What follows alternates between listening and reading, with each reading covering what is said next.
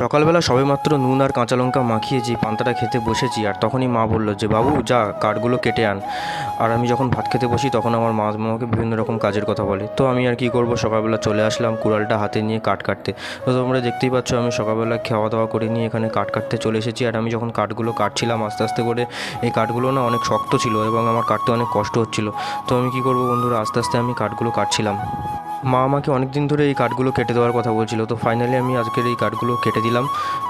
তো আমি যখন কাঠগুলো যখন কাটছি তখন আমার গা দিয়ে ঘাম বেরোচ্ছিলো এবং আমার অনেক কষ্ট হচ্ছিলো, কারণ আমি যেহেতু ভাত খেয়ে এসে কাজগুলো করছিলাম না, সেই জন্য আমার প্রচণ্ড পরিমাণে কষ্ট হচ্ছিলো। তো তোমরা দেখতে পাচ্ছ আমি প্রায় অর্ধেকটা কাঠ আমি কেটে ফেলেছি।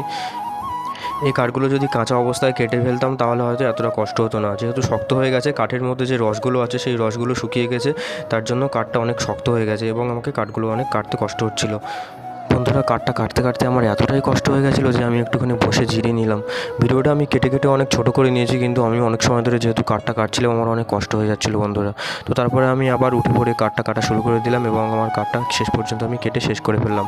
বন্ধুরা, আমার এই ভিডিওটা যদি ভালো লেগে থাকে তাহলে তোমরা প্লিজ একটু লাইক করে দিও, কমেন্ট করে দিও এবং আমার চ্যানেলটা সাবস্ক্রাইব করে দিও। আমার ভিডিওটা দেখার জন্য তোমাদেরকে অনেক অনেক ধন্যবাদ বন্ধুরা। তোমাদের সাথে দেখা হচ্ছে অন্য একটা ভিডিওতে। ততক্ষণ পর্যন্ত তোমার ভালো থেকো, সুস্থ থেকো, টাটা, বাই বাই।